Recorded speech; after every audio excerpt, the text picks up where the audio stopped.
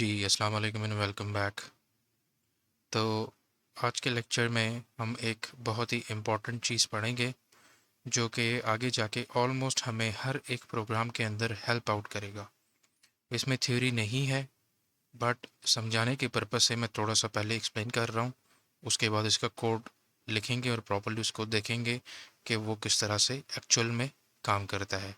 जिस चीज़ की मैं बात कर रहा हूँ उसको हम कहते हैं लेबल। ठीक है, व्हाट इज़ अ लेबल, इसको ज़रा समझने की कोशिश करेंगे। देखें फॉर एग्जांपल, इसको समझे। लेट से कि हमारे पास एक असेंबली का कोड है। यहाँ पे मैंने अपने कोई 5 6 7 8 वट जितने भी हो, ये अज्यूम कर लें कि मेरे असेंबली का कोड है।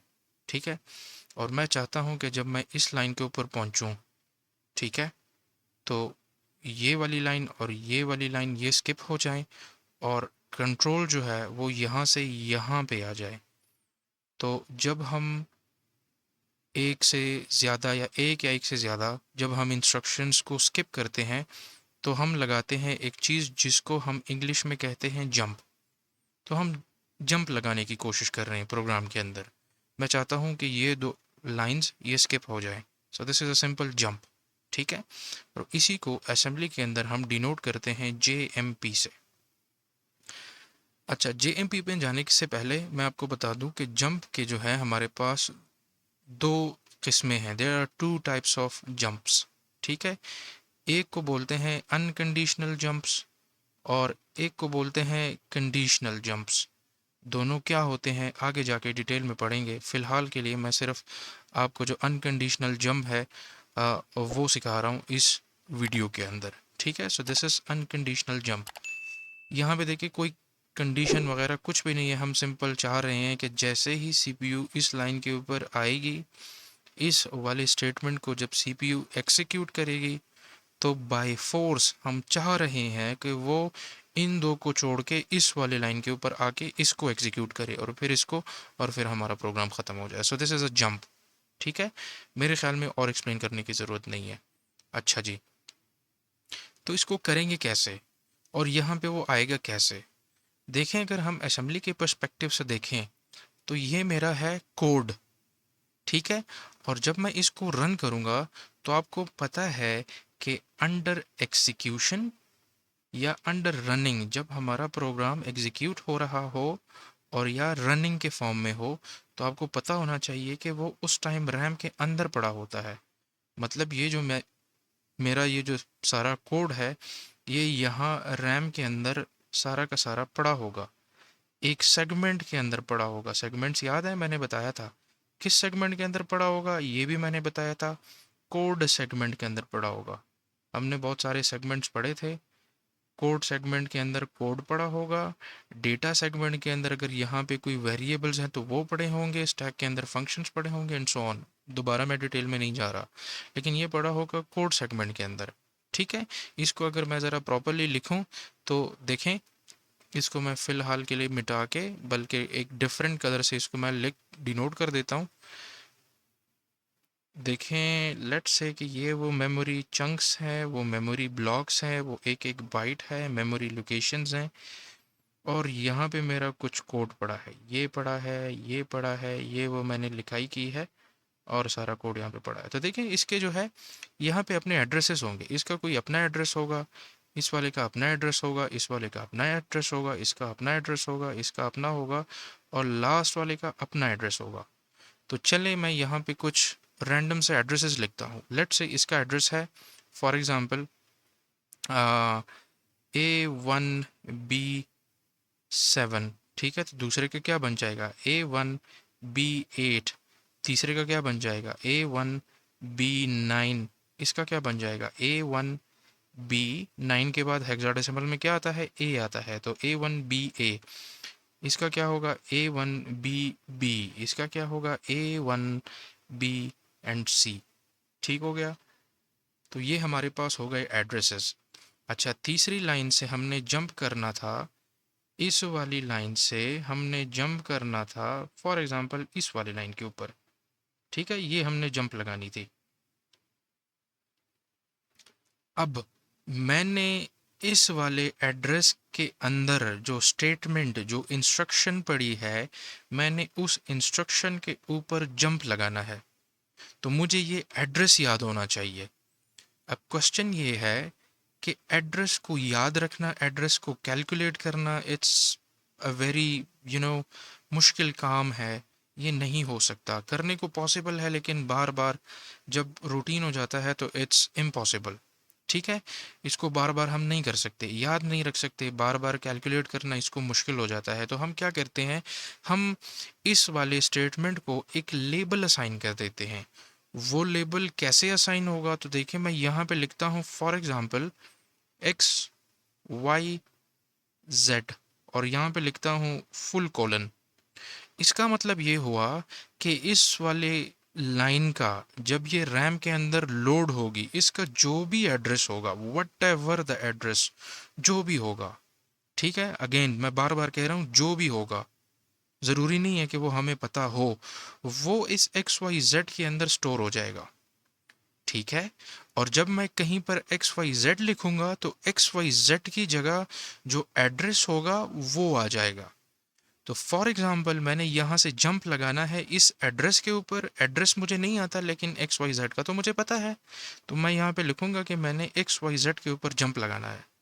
और जंप के लिए मैं क्या यूज़ करूँगा, तो जंप के लिए मैंने यहाँ पे आपको बताया क्या था, जे एम पी। तो मैं यहाँ पे लिखूंगा जे एम पी। तो जैसे ही प्रोग्राम इस वाली लाइन को एग्जीक्यूट करेगा, फिर इसको करेगा, फिर जब इसको करके इसके ऊपर आएगा तो ये यहाँ पे जंप लगा देगा, इसको एग्जीक्यूट कर देगा, उसके बाद इसको एग्जीक्यूट कर देगा। ठीक है, तो ये जो दो दो लाइंस हैं ये दरमियान में स्किप हो जाएंगी। So this is a simple jump. और इस चीज़ को, ये एक्स वाई जेड को, इसको बोलते हैं लेबल। जब आप इसको बनाएंगे मतलब यहाँ पर, तो आप इसके साथ कोलन्स लिखेंगे, लेकिन जब जहाँ पर आप इसको यूज़ करेंगे वहाँ पे कोलन लिखने की कोई ज़रूरत नहीं है। ठीक हो गया जी। एक हमने पढ़ा अनकंडीशनल जंप और दूसरा हमने किया लेबल। लेबल क्या काम करता है ये आपने याद रखना है। लेबल काम करता है एड्रेस को टेम्पररी बेसिस के ऊपर स्टोर करने के लिए, एड्रेस को स्टोर करने के लिए, सॉरी दोबारा सुने, लेबल एड्रेस को स्टोर करने का काम करता है। दैट्स इट, बात खत्म हो गई। ठीक हो गया, चलें इसको कोड करते हैं। ओके जी, तो देखें ये हमारा कोड है। इस कोड के अंदर हम पहले सी एक्स के अंदर 4 वैल्यू स्टोर कर रहे हैं, डी एक्स के अंदर 2 की वैल्यू स्टोर कर रहे हैं। उसके बाद मैंने यहाँ पे 3 इंस्ट्रक्शंस लिखे हैं जो कि स्किप होंगे। Why? Because we are jumping from this line number 6 on to line number 12। ठीक है, तो लाइन नंबर 12 जो है वो एक्चुअली एक एड्रेस है। ये ऐड सी एक्स डी एक्स, ये सी एक्स और डी एक्स के अंदर जो ये दो वैल्यूज़ हैं ये ऐड होके इससे 6 बन जाएगा, और वो 6 स्टोर हो जाएगा सी एक्स के अंदर। ठीक है, तो इससे ये काम हो रहा है सिंपल सा। तो ये जो इंस्ट्रक्शन है जो मैंने यहाँ पे हाईलाइट किया हुआ है, ये रैम के अंदर लोडेड होगा और किसी पोजीशन के ऊपर पड़ा होगा। अब उस पोजीशन का क्या एड्रेस है, उस लोकेशन का क्या एड्रेस है, वो मुझे याद नहीं है। वो अगर मैं यहाँ पे लिखूंगा, फॉर एग्जांपल अगर मैं यहाँ पे लिखता हूँ कि यार लेट से उसका एड्रेस है 17 ए एफ, ठीक है, तो ये 17 ए एफ अगर इसका एड्रेस है तो ये ऑटोमेटिकली यहाँ पे जंप कर लेगा। लेकिन अब मुझे वो याद नहीं है एड्रेस, तो इस वजह से उस एड्रेस को मैंने लेबल असाइन किया है, और उस लेबल का नाम है एक्स वाई जेड। इसको आप कुछ भी रख सकते हैं, A B C X Y Z whatever, जो आपकी मर्जी है कर सकते हैं। तो ये जंप लगाएगा लाइन नंबर 6 से लाइन नंबर यहाँ पर, और इसके बाद ये प्रोग्राम एग्जिट हो जाएगा। मतलब ये जो 3 लाइंस है ये कभी रन ही नहीं होंगे। I hope this is clear. चलिए इसे रन करते हैं डॉस बॉक्स के अंदर। अच्छा, इसको रन करने से पहले देखें मैं आपको कुछ बताना चाहता हूँ कि मेरे जितने प्रोग्राम्स हैं, मैंने यहाँ पे एक फ़ोल्डर बनाया है by the name of programs. इससे पहले मैं डायरेक्टली प्रोग्रामों को यहाँ पे लिखता होता था और यहाँ से रन करता था। अब मैंने एक डेडिकेटेड फ़ोल्डर बनाया है प्रोग्राम्स के नाम से, वहाँ पे मेरे सारे प्रोग्राम्स पड़े होंगे। ठीक है, आज के बाद हम प्रोग्राम्स को यहाँ से रन करेंगे। कैसे करेंगे, एक छोटी सी एडिशन है, देखें। सबसे पहले तो इसका नाम देख लेते हैं। इसका नाम है p1-jmp.asm। तो मैं यहाँ पे लिखता हूँ नेसम, और प्रोग्राम्स फोल्डर के अंदर बैकस्लैश यहाँ पे एक तो बैक स्लैश है, एक फॉरवर्ड स्लैश है। यहाँ पे फॉरवर्ड स्लैश नहीं बल्कि बैक स्लैश को हम यूज़ करेंगे। तो प्रोग्राम्स के फोल्डर के अंदर p1-jmp.asm का फाइल पड़ा है, उसका आउटपुट निकालो और उस आउटपुट को अगेन सेव करो प्रोग्राम्स /p1jmp.com के अंदर। ठीक हो गया, इंटर दबाएंगे, रन हो गया। और यहाँ पे वो प्रोग्राम्स के अंदर देखेंगे तो हमारे पास .com का फाइल बन गया। .com के साथ साथ मैं चाहता हूँ कि हम लिस्टिंग फाइल भी बना दें, तो लिस्टिंग भी बना लेते हैं। इजी है, LST।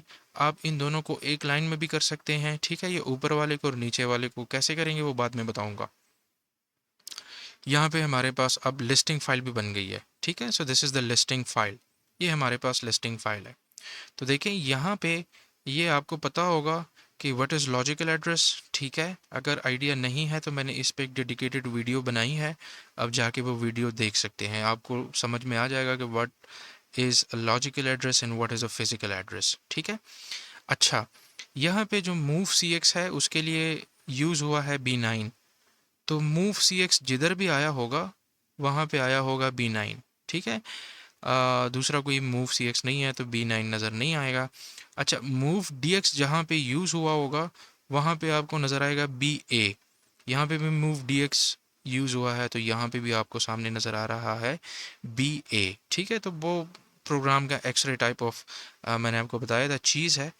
अच्छा, वापस आ जाते हैं डॉस बॉक्स के ऊपर, यहाँ पे रन करते हैं AFT और प्रोग्राम्स का जो फोल्डर है उसके अंदर p1jmp.com का फाइल पड़ा है, उसको ओपन कर लें। ओपन हो गया। अच्छा जी, यहाँ पे मुझे थोड़ा सा आपने मुझे थोड़ा सा बर्दाश्त करना है क्योंकि डॉस बॉक्स के अंदर माउस काम नहीं करता, तो मैं थोड़ा सा इसको मिनिमाइज़ और मैक्सिमाइज़ करता रहूँगा। I am sorry for that, इसके साथ मैं कुछ नहीं कर सकता। अच्छा, तो यहाँ पे देखें, यहाँ पे हमारा सारा प्रोग्राम लोडेड है। तो जो पहली इंस्ट्रक्शन है, ये वाली पहली इंस्ट्रक्शन है, ये पड़ी है 0100 के ऊपर, ठीक है। इंस्ट्रक्शन पॉइंटर भी पॉइंट कर रहा है नेक्स्ट इंस्ट्रक्शन को, मतलब अब जो मैं F2 का बटन दबाऊंगा तो जो इंस्ट्रक्शन रन होगी वो इंस्ट्रक्शन पड़ी है 100 के एड्रेस के ऊपर। And yes, this is true, 100 के एड्रेस के ऊपर यही वाली इंस्ट्रक्शन पड़ी है। और इस इंस्ट्रक्शन के अंदर क्या है कि 4 को मूव करो CX के अंदर, ठीक है। तो मैं यहाँ पे देखें F2 दबाता हूँ और CX को देखते जाए। अभी CX के अंदर देखें 18 स्टोर है। इस 18 का क्या मतलब है? इस 18 का मतलब ये है कि आपका जो प्रोग्राम है उसका टोटल साइज 18 बाइट्स का है। तो बाय डिफ़ॉल्ट CX के अंदर अगर कोई वैल्यू आपको नज़र आ रही है पहले तो 0000 होगी, लेकिन अगर किसी डिबगर के अंदर वहाँ पे कोई वैल्यू पड़ी है, इट मीन्स कि ये आपको आपके प्रोग्राम का साइज़ दिखा रही है, बस और कुछ नहीं। तो देखें यहाँ पे मैंने दबाया F2, F2 के दबाने से CX की वैल्यू चेंज हो गई है फ्रॉम 18 टू 4, ऊपर आपको नज़र आ रहा है, ठीक है। अब IP के अंदर देखें, इंस्ट्रक्शन पॉइंटर के अंदर देखें, नेक्स्ट इंस्ट्रक्शन जो रन होगी दैट इज़ 0103, और 0103 के ऊपर क्या पड़ा है कि DX के अंदर 2 मूव करें। तो देखें यहाँ पे मैंने दोबारा F2 दबाया, DX के अंदर देखें पहले 0000 था, अब 0002 आ गया है DX के अंदर, ठीक है। अब इसके बाद देखें, इसके बाद जो इंस्ट्रक्शन है उसका एड्रेस है 0106, ठीक है। तो यहाँ पे देखें 0106 मीनिंग ये वाली इंस्ट्रक्शन रन होगी, ठीक है। अब इस इंस्ट्रक्शन के रन होने के बाद आइडियली 0109 रन होना चाहिए प्रोग्राम के अंदर, ठीक है। मेरी बात समझ आ रही है? दोबारा सुने, IP के अंदर हमारे पास सेव है 0106, मतलब इस एड्रेस के ऊपर जो इंस्ट्रक्शन पड़ा होगा वो एग्जीक्यूट होगा, और इसके एग्जीक्यूट होने के बाद ये वाली लाइन एग्जीक्यूट होगी। इसका एड्रेस क्या है? इसका एड्रेस है 0109, मतलब इसको एग्जीक्यूट करने के बाद ये 6 को 9 हो जाना चाहिए। तो देखें यहाँ पे मैं F2 दबाऊंगा और ये जंप करेगा। कहाँ पे जंप करेगा? तो देखें ये जंप करेगा 0111 के ऊपर। 0111 कहाँ है? 0111 यहाँ है, यहाँ पे जंप करेगा तो यहाँ पे आएगा। तो देखें जैसे ही मैंने F2 दबाया, IP के अंदर देखें, IP के अंदर क्या आ गया है? IP के अंदर आ गया है 0111, 0109 होना चाहिए था लेकिन नहीं हुआ।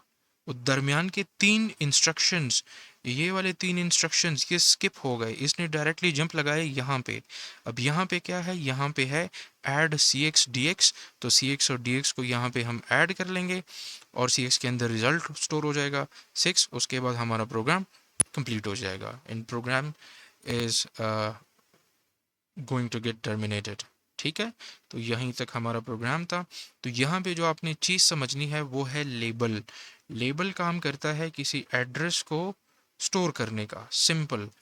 आप इसको वेरिएबल की तरह देख सकते हैं ये, चूँकि हालांकि ये वेरिएबल नहीं है, it's kind of a pointer, लेकिन अगर किसी को पॉइंटर की समझ नहीं है तो सिंपली आप इसको कह सकते हैं कि ये एक वेरिएबल है, समझने की पर्पज़ से। ठीक है, वेरिएबल है और ये वेरिएबल सिर्फ और सिर्फ एड्रेस को स्टोर करेगा, बस कहानी ख़त्म। आई होप लेक्चर आपको समझ आया होगा। मुझे ऐसा फील हुआ है कि मैंने लेक्चर को थोड़ा खींच दिया है, थोड़ा लंबा कर दिया है। अगर ऐसा हुआ है तो I am sorry for that. Next में मैं ट्राई करूँगा कि जितना कॉन्साइज हो सके मैं कॉन्साइज रहूँ। तो चलें, मिलते हैं नेक्स्ट वीडियो में, तब तक के लिए अल्लाह हाफिज़।